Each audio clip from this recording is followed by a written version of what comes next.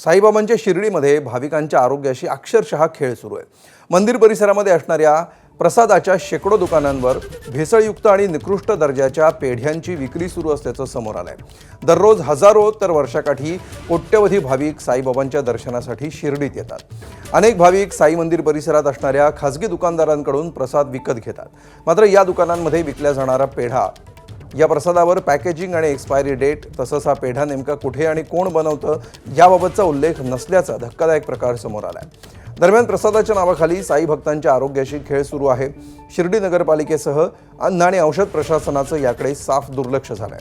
निकृष्ट दर्जाच्या पेढ्यांमुळे साई भक्तांमध्ये तीव्र नाराजी असून श्रद्धेच्या नावाखाली भाविकांच्या आरोग्याशी सुरू असलेला हा खेळ थांबणार तरी कधी असा सवाल उपस्थित होतोय। पेढा घेतलेला होता, पण पेढा एकदम कडक आणि क्वालिटी खराब होती, खायला टेस्ट बरोबर नव्हती।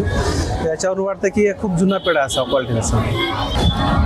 आम्ही बाहेर त्या दुरून दुरून दर्शनासाठी येतो, तर चांगल्या क्वालिटीचा आम्हाला पेढा मिळाला पाहिजे, हेच आमची मागणी राहील। आणि जे कोणी असे दुकानदार आहेत त्यांनी असे खराब पेढे वापरू नये, एवढीच आमची मागणी। प्रशासनाला एकच मागणी, तो कडक पेढा राहतो ना, त्याची एक्सपायर डेट देत नाही पाकिटवर, खूप कडक राहते, वरून सफेद कलरचा डाग पण असतो, बुरशी सारखं।